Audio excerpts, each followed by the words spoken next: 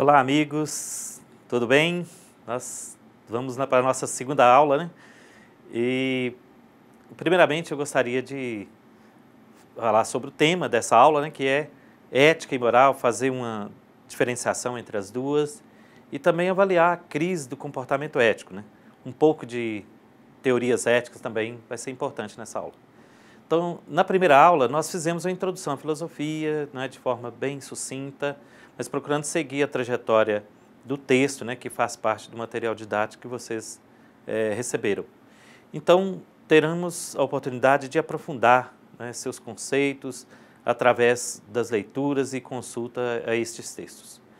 Na aula de hoje, falaremos então sobre ética e moral, apontando aí as diferenças entre os dois termos, que tratam do mesmo assunto, né, do comportamento humano, mas que nessa trajetória queremos seguir aí os autores que fazem parte do caderno didático, né, e aqueles que são indicados na bibliografia básica do curso, né.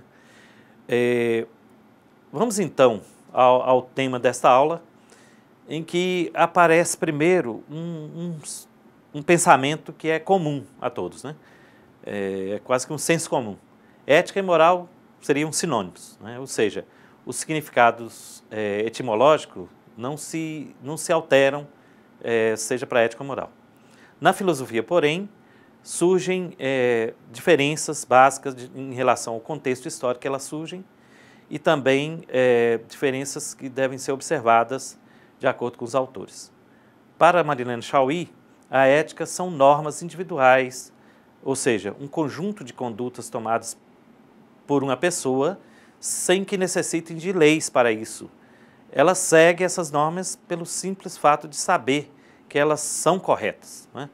Então, é a reflexão que o indivíduo faz para poder posicionar-se diante das situações e agir de forma correta, de forma bem feita. Por exemplo, alguém deixa cair alguma coisa no chão sem perceber, né, perde algo na rua, você vê, pega o que caiu no chão e vai atrás da pessoa para devolver. Então, essa é uma conduta ética para você, né? Você fez isso porque você achava correto, achava uma atitude adequada. Essa ética, então, é essa reflexão crítica que cada um faz, que cada pessoa faz, para agir bem e avaliar os comportamentos também dos outros ao seu redor. A moral, por sua vez, já são normas sociais, né? Ou seja, um conjunto de condutas pré-estabelecidas por uma sociedade, por um grupo social, né, que são consideradas corretas. Então, a moral tem um caráter obrigatório. O grupo determinou para que o indivíduo faça. Por exemplo, ter um único companheiro num casamento é um valor moral pré-estabelecido pela sociedade e que pode mudar em outras sociedades, né? Há países em que a poligamia é algo normal. No nosso, por exemplo, apresenta-se a moral tradicional de que a monogamia é o mais adequado, né?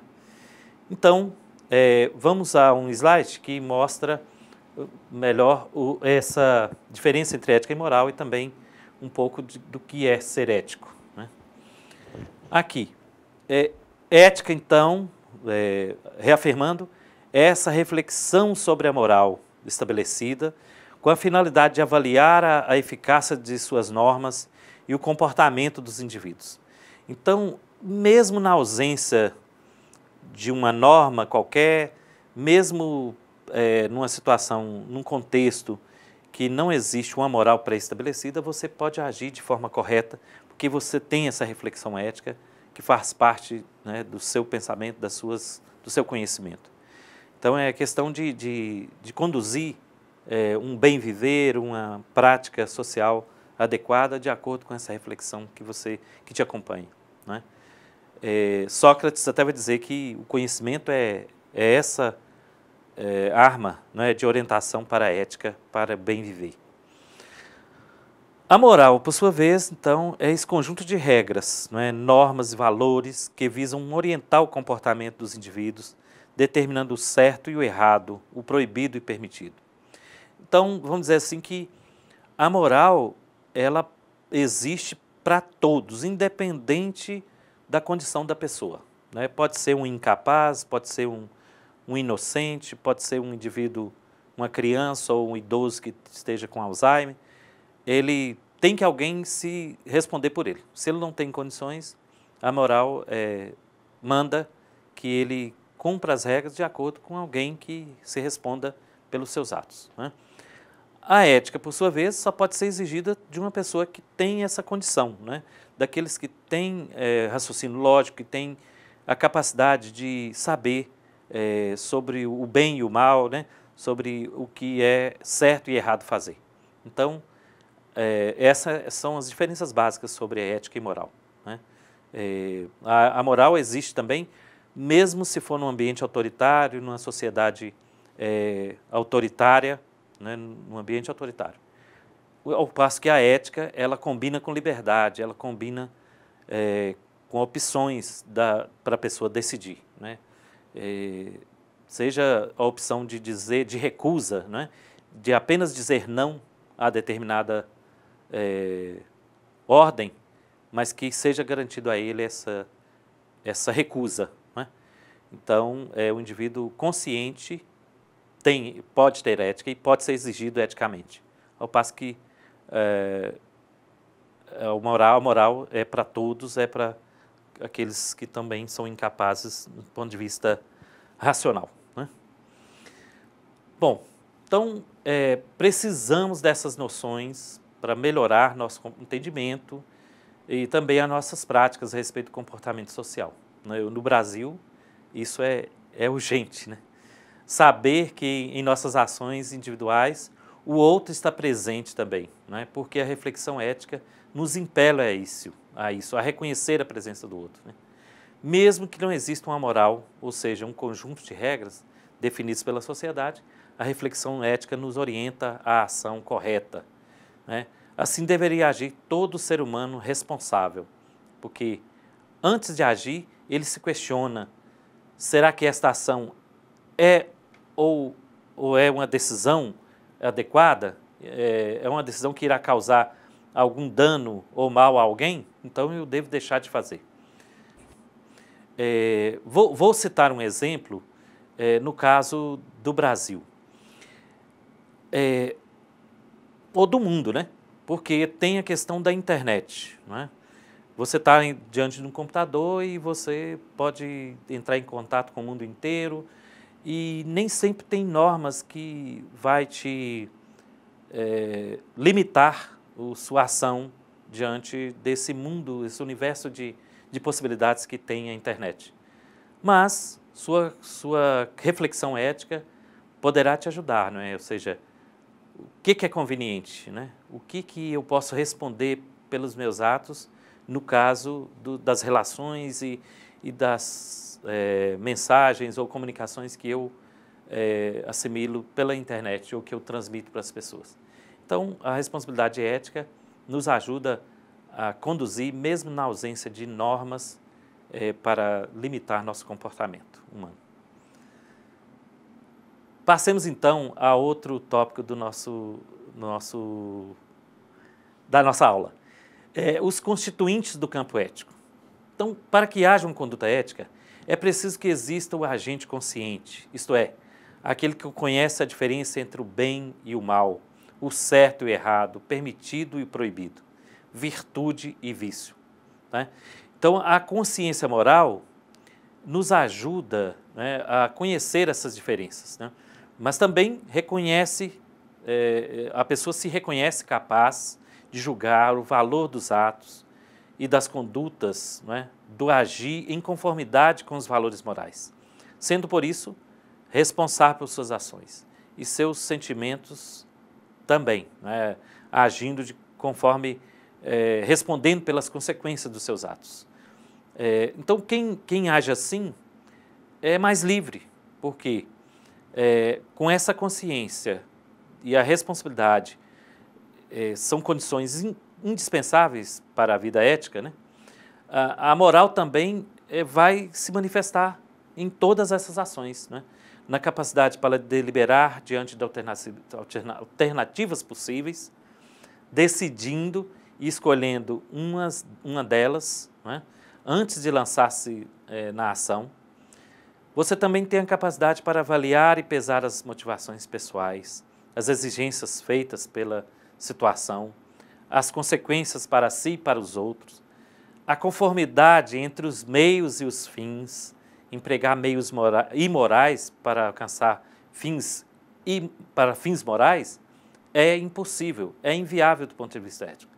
A obrigação, então, de respeitar o estabelecido ou de transgredi-lo, não é, se for o caso, pode ser imoral, mas que, contanto que você possa responder pelos seus atos, é justo fazer.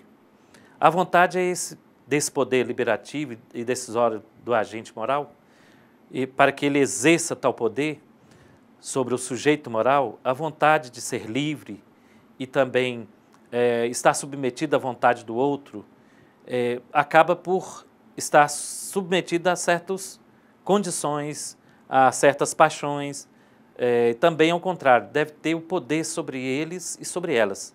Para ser ético, então, você deve posicionar-se diante desses sentimentos, pelos valores e pelas obrigações que formam o conteúdo das condutas morais, isto é, das virtudes.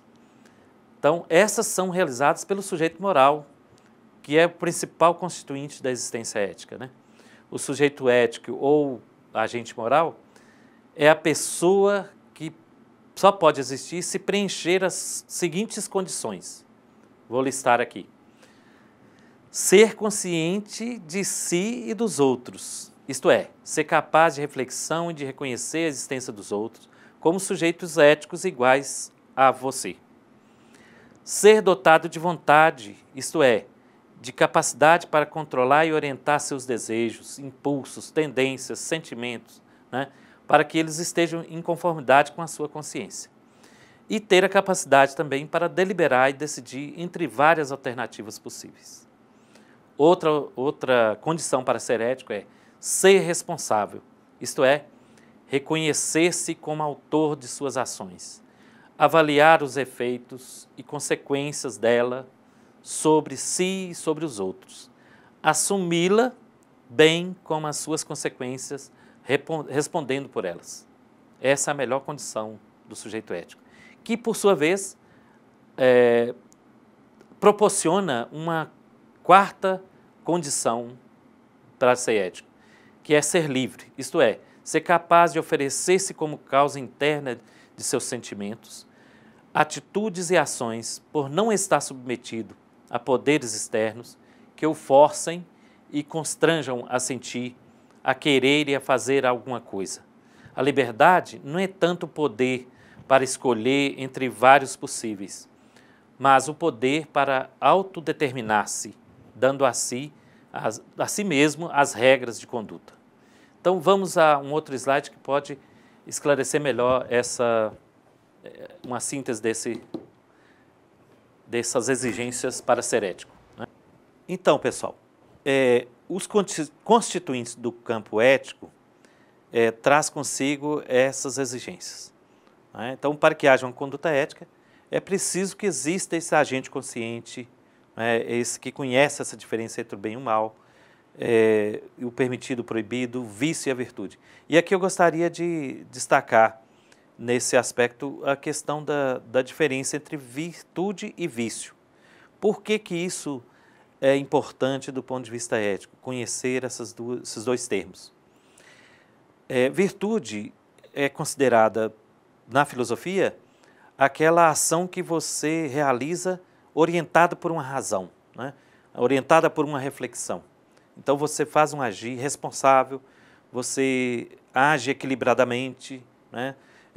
Tentando controlar seus sentimentos, suas paixões, né?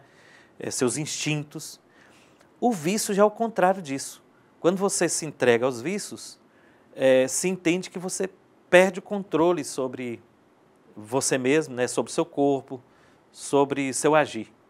Então, que você acaba deixando-se conduzir por uma paixão, por um desejo, por um prazer, né, de um vício qualquer, e nesse caso compromete sua atitude ética em função dessa perda de controle, né, desse desequilíbrio, vamos dizer assim. Bom, A outra condição é essa consciência de liberdade e responsabilidade, né? Que são condições essenciais para essa vida ética, né? Então, o sujeito ético, relembrando aí, é preciso estar atento a essas 4 condições, né? Ser consciente de si e dos outros, que nós já explicamos lá atrás, ser dotado de vontade própria, e aqui vem um acréscimo seguinte, ser dotado de vontade própria significa você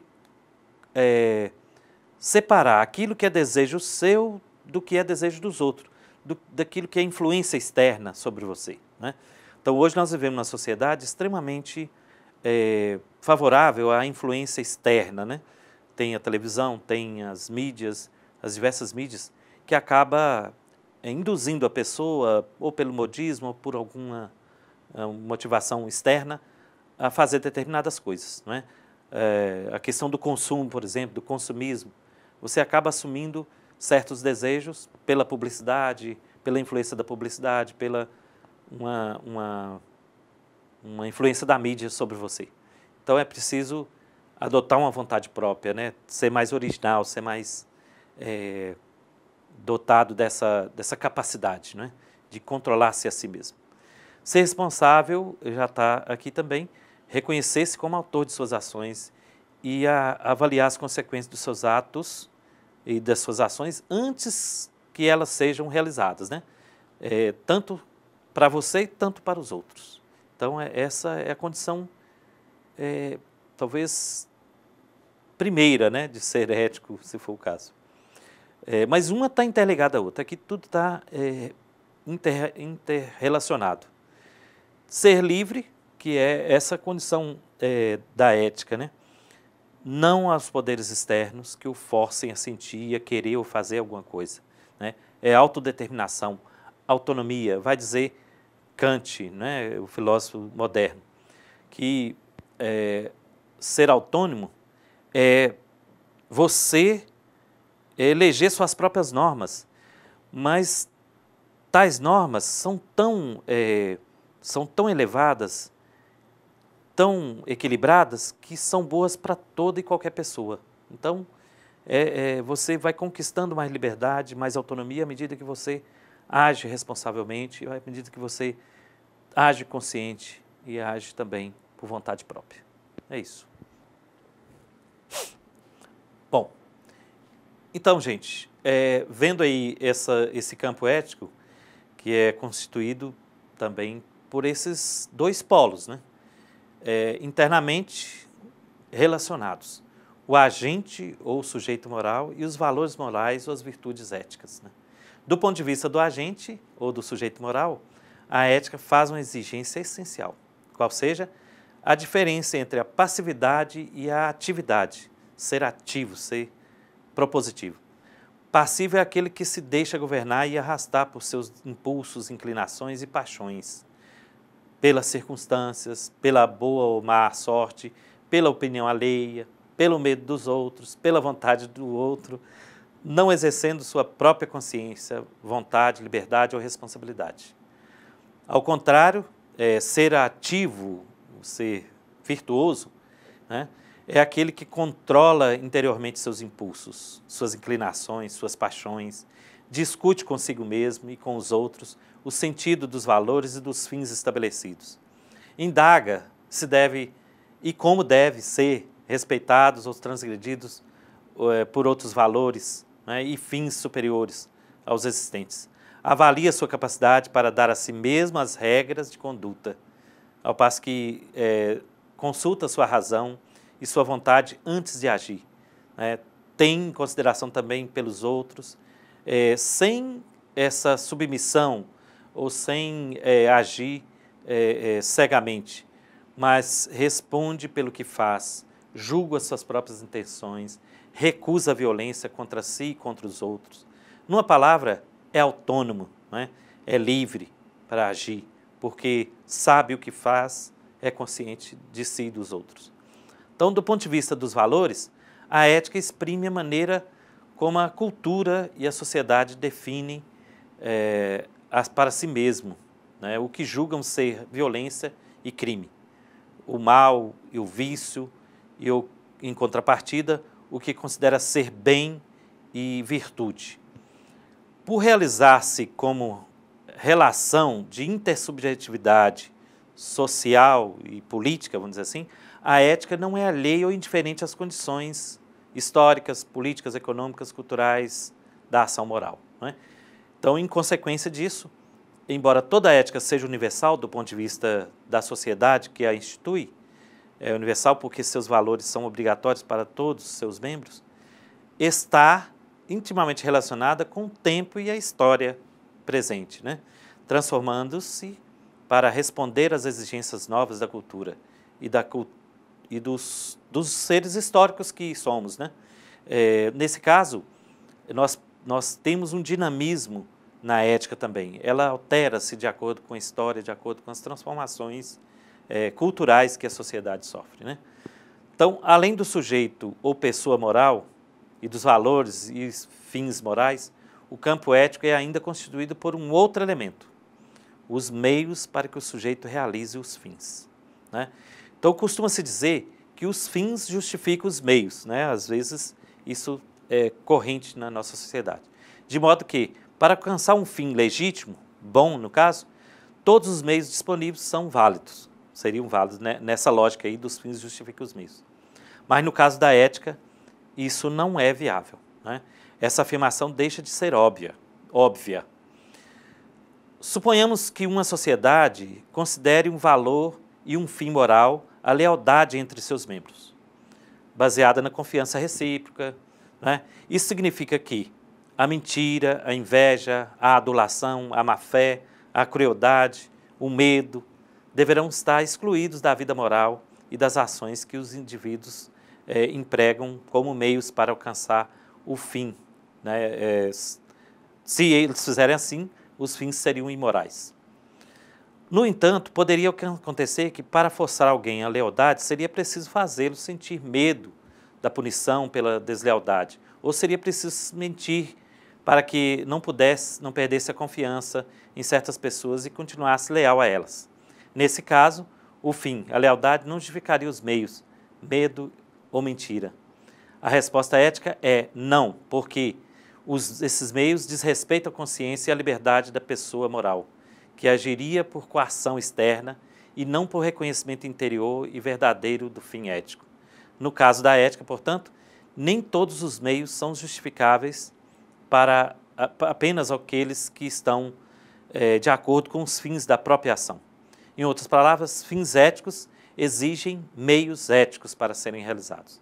A relação entre meios e fins pressupõe que a pessoa moral não existe como um fato dado, mas é instaurada pela vida intersubjetiva e social, precisando ser educada para os valores morais e para as virtudes.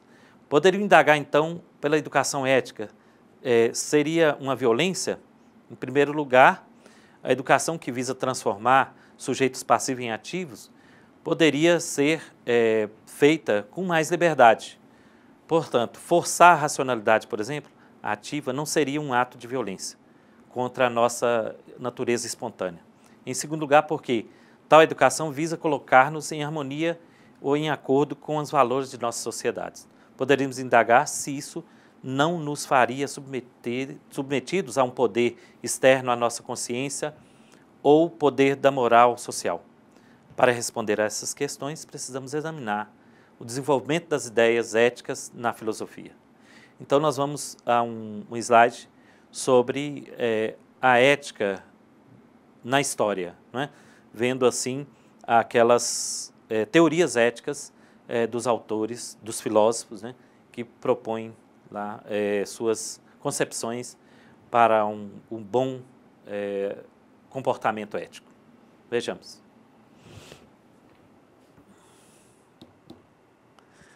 Então, a ética grega inicia-se com Sócrates, não é?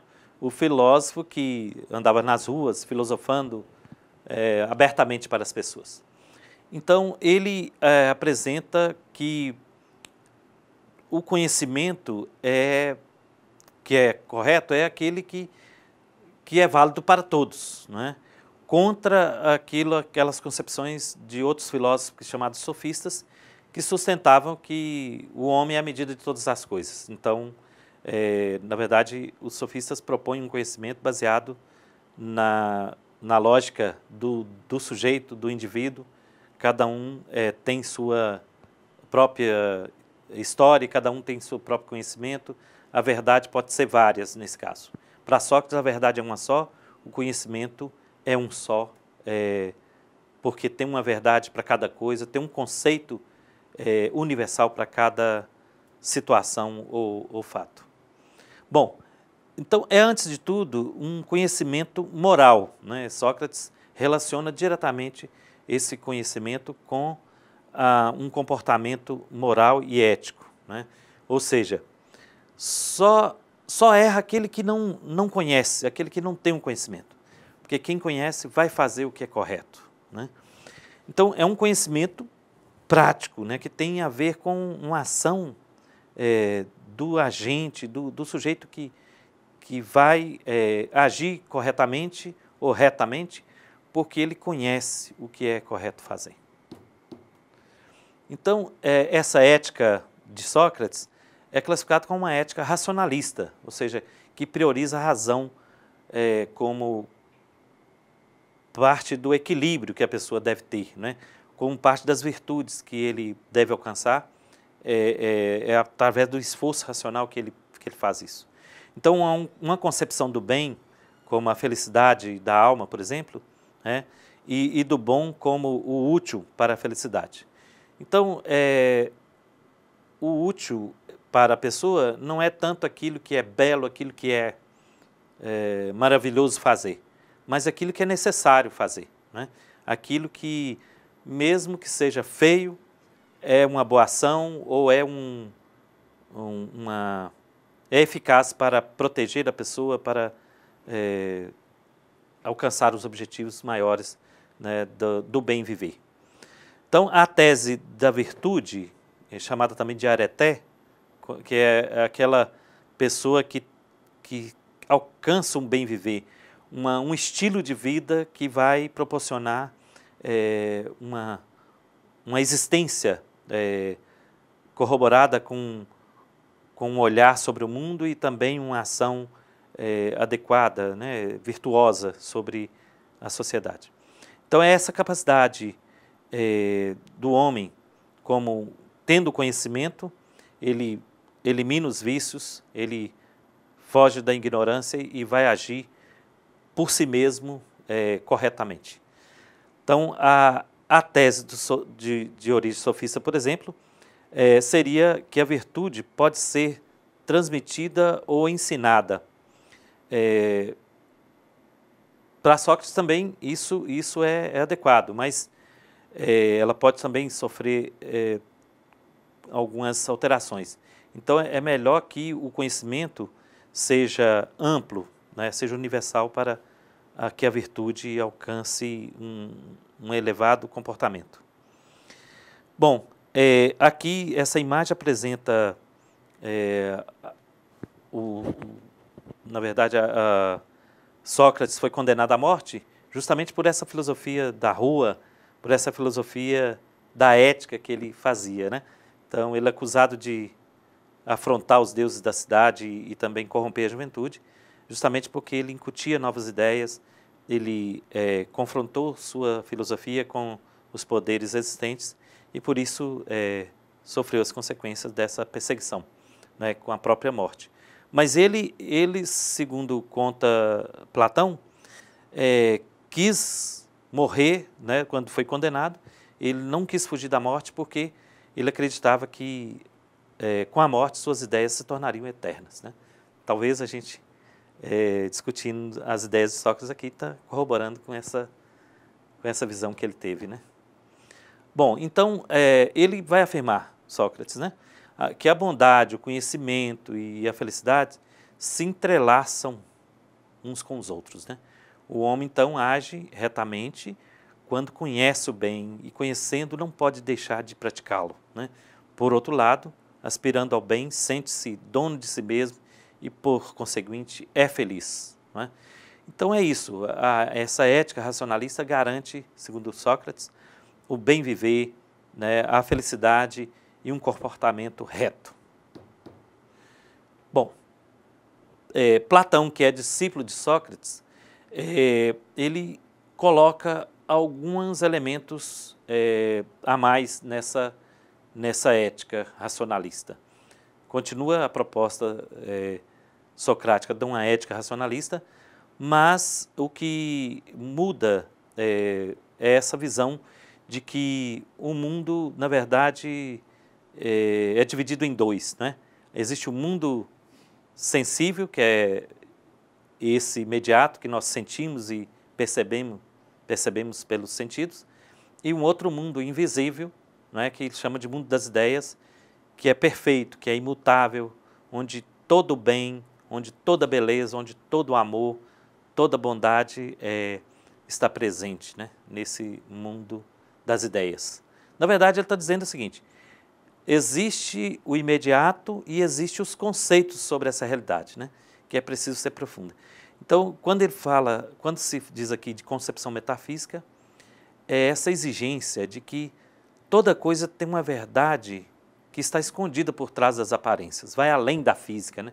Então, que a pessoa tem que buscar esse conhecimento profundo sobre a realidade, sobre as coisas, sobre as ações das pessoas, para poder alcançar esse bem viver e essa condição de mundo perfeito que a gente deve buscar como ser humano. Bom, nessa doutrina, então, a alma é que traz essa razão e que anima o homem a fazer o correto, né? A ser virtuoso. Então, essa racionalidade vai controlar o corpo, vai controlar as paixões, vai controlar os prazeres, né? Mas o homem tem que exercitar essa racionalidade, né, para que ocorra esse domínio de si mesmo, né, do seu corpo, para alcançar essas virtudes superiores da alma. Ainda com Platão, então o indivíduo por si mesmo pode aproximar-se dessa perfeição, tornando-se necessário o Estado e a comunidade política. Quer dizer, o indivíduo por si só, não consegue alcançar isso sozinho, né? O Estado tem que também ir nessa lógica de uma república, né? Platão sugeriu isso, uma república segundo um conhecimento baseado na educação, né? E que formasse uma comunidade política capaz de gerir a cidade pelo conhecimento, né? E não por uma vontade inferior. O homem é bom enquanto bom cidadão. Então, as suas virtudes é avaliada de acordo com suas ações na comunidade política, né? E não só no interior da sua residência ou só junto aos seus. A ideia do homem se realiza somente na comunidade, ou seja, é essa orientação de que o homem é um ser social e político que deve interrelacionar com os seus semelhantes. A ética, então, vai desembocar diretamente na política. E a essa estrutura, né, que ele apresenta como um estado ideal que segue aquilo que a alma racional do homem traz consigo, né? Essa alma que vem do mundo perfeito das ideias traz consigo essa orientação capaz de trazer virtude, de trazer essas realizações de forma que todos nessa comunidade política, ou todos que fazem parte da cidade, do Estado, né, dessa organização política, possa agir bem, né? Então, aqueles que agem pela razão, que conseguem um nível de raciocínio e de conhecimento bastante elevados, devem estar preparados, aliás, eles estão preparados para ser governantes, porque agem pela prudência, pela virtude, por essa virtude que só aqueles que são conhecedores, né, da realidade pode fazer. Aqueles que, por sua vez, não alcançam esse conhecimento mais elevado, eles ainda assim podem agir socialmente, contribuindo com essa comunidade, né? Por sua vontade, que se localiza no coração, né? Ou seja, essa disposição de servir à pátria, de servir ao país, né? Como guerreiros, como militares, né? Essa virtude da fortaleza, então, é que orienta a pessoa a agir sim. E aqueles que não ultrapassam os desejos mais imediatos, que situam como no corpo essa região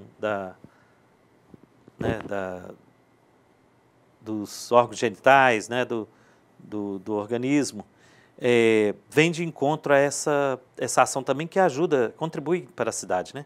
Ou seja, a temperança própria dos artesãos e comerciantes que vão abastecer a cidade, que vão gerir aquelas necessidades básicas da cidade. E tudo isso orientado por uma justiça, né? Por uma concepção de justiça que todos devem seguir e contribuir para a melhoria da situação da cidade, né? Então, Platão é esse sujeito que ele tem um certo desprezo, né? Pelo trabalho físico, né? Pelo trabalho manual, né? Dos artesãos, mas que, ao mesmo tempo, ele coloca a importância dessas classes, né? Ele faz uma organização política da cidade que vai garantir uma função para esses, né? Então, não há lugar no Estado, né, ideal para os escravos, né, porque são desprovidos de virtudes morais e de direitos civis, né, de direitos cívicos. Então, o homem se forma espiritualmente somente no Estado e mediante a subordinação do indivíduo à comunidade. Então, essa orientação é que vai conduzindo a pessoa para ser ético e ser um cidadão responsável, né, uns pelos outros. Então, assim como a democracia grega, né, a República de Platão também exclui, né, os escravos e aqueles que não são de origem grega, né? Bom, e aí chegamos a Aristóteles, né, que forma esse trio aí dos filósofos clássicos gregos que propõe a felicidade como um bem maior do homem a ser alcançado do ponto de vista ético, né? E ele se realiza através dessa aquisição de certos modos constantes de agir, né? Ou bons hábitos, que são as virtudes que são, de certa forma, cultivadas por esse sujeito, que é homem de razão, que é pessoa pensante.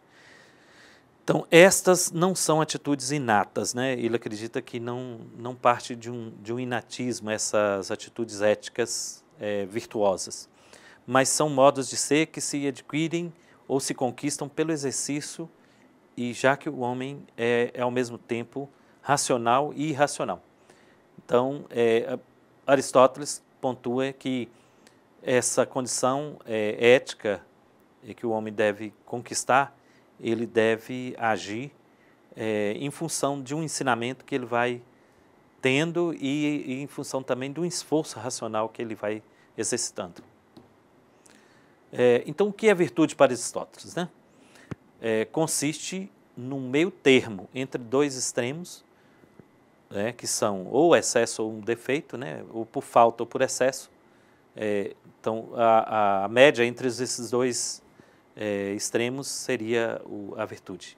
Então, a virtude é o equilíbrio entre dois extremos instáveis e igualmente prejudiciais.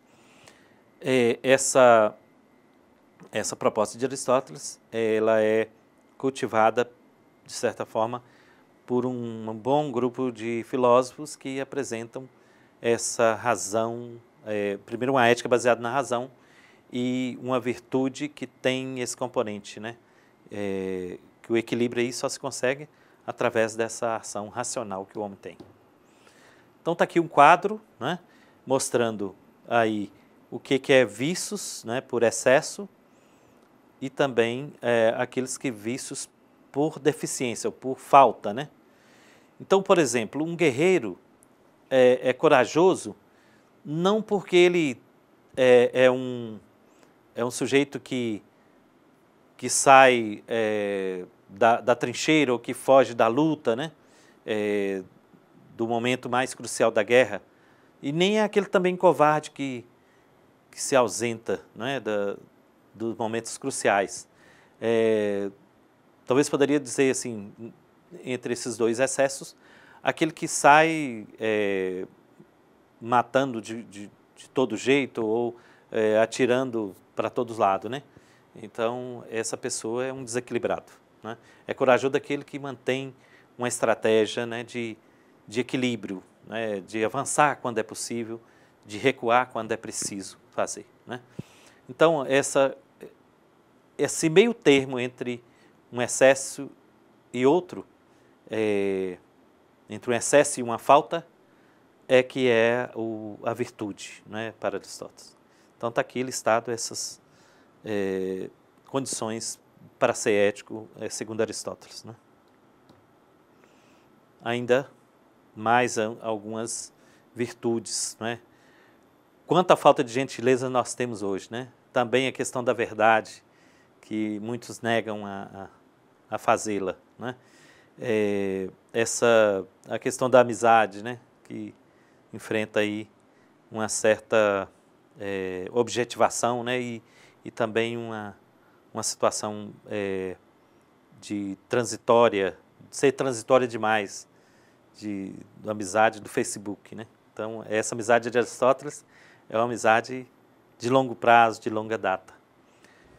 Bom, então, para resumir assim, Aristóteles é aquele que apresenta a ética como necessária para vincular a uma comunidade política. Na verdade, ele diz sobre a relação próxima entre ética e política, né? A ética e a política estão internamente ligadas, né? Intimamente ligadas, porque a ética orienta a vida pessoal e organiza a vida pessoal de cada um, e a política organiza a vida social. Então, ética e política devem caminhar sempre juntas em torno da mesma condição. Os estoicos são um grupo de filósofos que vão cultivar uma prática de sabedoria, de meditação e também de exercícios espirituais para alcançar um bem viver, para alcançar uma paz interior, né? Essa condição de estar voltando-se para si mesmo e refletindo sobre a vida, inclusive sobre a vida moral, e para alcançar uma melhor condição no mundo e viver melhor. Os epicuristas é um grupo de filósofos que apresentam uma proposta interessante. Ser feliz, não é? Ter prazer mesmo na dor. E aí eles apontam que essa condição é possível se a pessoa tiver um autocontrole, tiver uma autogestão de si mesmo, se tiver uma autodeterminação, né? Não deixar-se influenciar pelas intervenções externas, seja dos deuses, né, da mitologia, no caso, que propunha assumir o destino dos humanos e conduzi-los para uma vontade dos deuses, ou seja, para aquelas situações em que a Grécia se vê controlada por um outro poder político e que falta liberdade para as pessoas. Mesmo nessas condições desfavoráveis, a pessoa pode ser feliz, pode ter prazer, se ele construir essa vida de autogestão, de autodeterminação. Bom, então é possível alcançar esse bem ético maior se ele tiver um jardim, né, da existência aí, conduzindo com outros que compartilham da mesma prática, vai ser um grupo de amizade, de interesses intelectuais próprios daquelas pessoas que fazem parte desse ciclo de amizade, pode sim construir essa vida feliz e prazerosa. Então, na Idade Média, nós temos a proposta de uma ética mais religiosa, né? Então, tudo é orientado para Deus, é preciso seguir aquilo que é vontade de Deus, a fé que determina o que a pessoa deve fazer. Então, o homem se orienta por esse fazer segundo a vontade de Deus. Então, naquele contexto medieval, que se também ter as bênçãos da igreja, né, católica na época, para ser considerado uma pessoa de ética religiosa. E as virtudes, né, fundamentais para essa vivência, né, da ética, no contexto dessa ética religiosa, são virtudes ligadas à razão, né, que continua sendo aquelas virtudes aristotélicas da prudência, da fortaleza, da temperança, da justiça. Então, são virtudes que levam ao equilíbrio, e também as virtudes teologais, a fé, a esperança e a caridade, né? Vamos à frente. A ética cristã filosófica vai propor que, antes de tudo, a fé, o dogma, é que deve orientar a vida das pessoas. Então, a pessoa deve se abrir mão da sua vontade própria, dos seus interesses pessoais, para aderir a essa vontade divina. Iluminado pela essa graça divina, segundo Agostinho, você pode ir mais longe e ser feliz. Então, Santo Agostinho, que é o que nós já comentamos há pouco, fala dessa ascese para se chegar até Deus, e que chegando a Deus seria o máximo da felicidade, né? O homem pode alcançar já com a prática dessa vontade divina aqui na Terra, né, no mundo. Então, o valor da experiência pessoal, da interioridade, da vontade, do amor, que deve conduzir as ações da pessoa. Santo Tomás de Aquino, que vai representar na história da filosofia aquele que interpreta Aristóteles segundo as normas, segundo a orientação do cristianismo, né, vai propor uma doutrina social e política para a igreja, né, de acordo com essas virtudes teologais também, né, da fé, da esperança e da caridade, e que respeite esse fim último, né, que é alcançar a felicidade em Deus. A ética moderna é de caráter antropocêntrico e vai orientar muito uma perspectiva diferente da Idade Média, né? Então, as mudanças que ocorrem no período moderno vai representar aí uma revolução do comportamento ético também, né? E aqui se vai também mudar muito a questão religiosa, né? Porque esse antropocentrismo, na verdade, é o homem no centro do universo, né? O homem como centro de tudo, e toda a realidade, então, gira em torno desse homem conhecedor, né? Que tem um conhecimento científico, que age no mundo por essa razão científica, né? E depois a tecnologia que vai auxiliá-lo no controle e no domínio sobre o mundo, sobre sua vida. Essa vontade do homem em seguir é que Kant vai interpretar em sua ética o fato de que a moralidade deve se basear na responsabilidade dos atos e na consciência do dever, né? Então, você faz não porque alguém te obrigou a fazer, mas porque você mesmo, livremente, autodeterminou que deveria ser feito, né? Por esse conhecimento racional. E ele observa um fato, assim, age de tal maneira que suas normas, que suas leis sejam universais. Ou seja, você deve agir pensando na humanidade toda. Sempre o homem deve ser visto como fim último das nossas ações e não como meio. Então, ele aponta aí que uma razão teórica, ela conduz a pessoa também a uma razão prática, né? Em que o agir ético deve ser sempre nessa lógica da razão prática, né? Mas que está intimamente ligado a um contexto, né? Em que a razão teórica apresenta.